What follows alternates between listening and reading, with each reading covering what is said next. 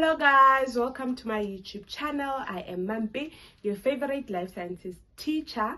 Thank you guys for tuning in. Please subscribe, like, share and comment. Do not forget to turn on the notification bell so that you can be notified every time I post a video. Please like these videos and comment so that I can be able to reach more people who are in need of these lessons. So with today's lesson, we are going to talk about transcription, and then we are also going to talk about translation. Now, I gave you an idea of what DNA is, how it looks like, and how DNA replication takes place. So DNA replication is kind of more like similar to DNA transcription. However, towards the end, they are very different. And then we also spoke about the main function of the DNA, or rather the nucleic acids. So the main function of the nucleic acids is to carry genetic material, and also is to play a role in protein synthesis. Protein synthesis is the formation of proteins. So now, we already spoke about the locations of DNA, which is the nucleus, the mitochondria, and the chloroplast. Now we're going to talk about the DNA that is found in the nucleus. So this whole thing, this whole circle represent our nucleus, and this side, this surrounding represent the cytoplasm. Now what happens is, in the nucleus we have our DNA, which is double-stranded, and it is also helical. So when we have the DNA that is stranded and helical, what it needs to do, the first thing, is to unwind. When it unwinds, the weak hydrogen bonds between the complementary bases, they are going to break, and then the strands are going to unzip. When the strands unzip, we are going to end up with two separate strands. We are going to have this strand, we are also going to have this strand. So what is going to happen is that, unlike the DNA replication, whereby the two strands act as a template for the new formation of a DNA molecule, in our case right now, when we talk about transcription, we are only going to use one strand. One strand is the one that is going to be used to form an RNA. So in our case, let's assume we've used this strand. So this is the first thing, it unwinds, and then we are going to end up with this molecule.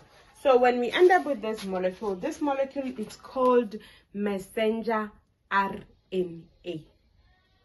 This molecule, the whole molecule, not the codon, the whole molecule here is called messenger RNA. Now, how will you know that it's an RNA? You can see by U. Remember, we said we only find uracil in RNA, but in DNA it's thymine. So this is our messenger RNA. We say it's messenger RNA because it carries message from the DNA to instruct our cells on which proteins are they supposed to make. That is why we say it's messenger RNA.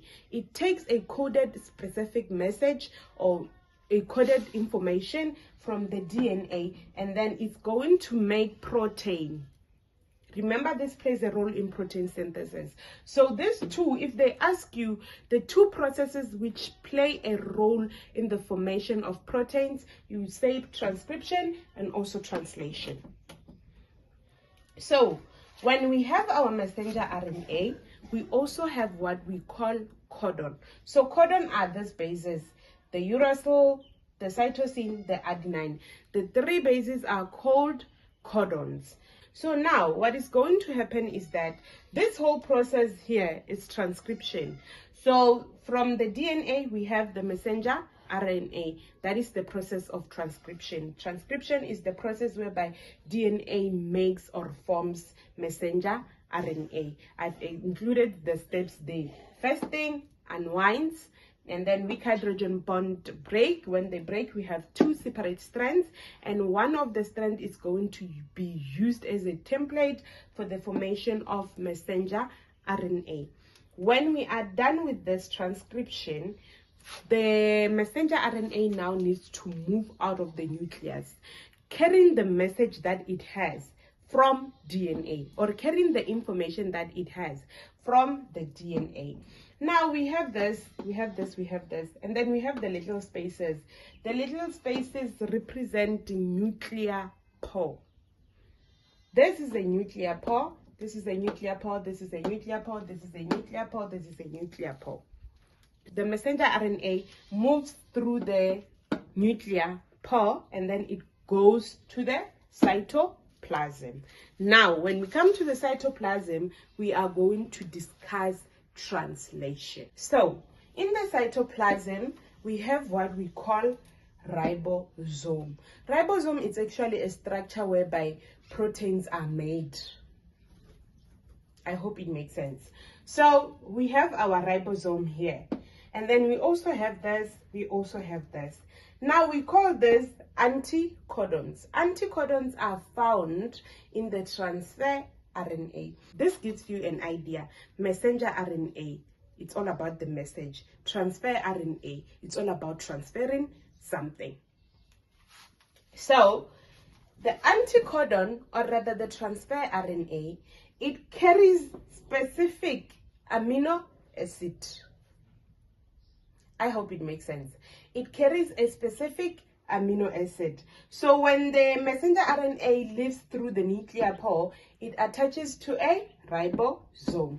When it attaches to a ribosome, if the complementary bases of the transfer RNA matches with the complementary bases of the messenger RNA, they are going to attach, they are going to bond through a bond called peptide bond. This is the bond that we find during the protein synthesis process. And now, if you can see, we have our transfer RNA, we also have our transfer RNA. So transfer RNA is going to find this bases, and then it's going to pair with them. So we are going to have many amino acids attaching to each other so that they can form a protein. And that is the whole role of the translation and also the transcription process. The first thing that happens is that the double helix unwinds. From unwinding, the weak hydrogen bonds breaks. When they break, we are going to end up with two separate strands. However, when you have two separate strands, we are only going to use one. That is going to act as a template to form messenger RNA. Messenger RNA carries a codon. A codon is these three bases. So basically, it has the information from the DNA. So the DNA is telling your body or your cells that we need more proteins. So these things needs to happen because your body needs more proteins such as enzymes and all that. When we have our messenger RNA, it's going to move through the nuclear pore. When it moves through the nuclear pore, it's going to attach to a ribosome that is found in the cytoplasm. So translation occurs in the cytoplasm, transcription occurs in the nucleus. And then we also have the transfer. I even made a shape of T. It's more like it's a T shape. Yeah, it's more like it's a T shape. So it carries what we call an anticodon. Anticodon are the bases that are going to pair with the ones on the messenger RNA. So these ones, they are going to transfer the amino acid that is found here to attach to the messenger RNA. When it attaches to the messenger RNA, we are still going to have other amino acids attaching to the strands, and they will eventually make a protein. These amino acids attach through a peptide bond. That is your transcription and your translation. I really hope you enjoyed today's lesson. If you did, please give me a thumbs up. Do not forget to leave me a comment. Mwah.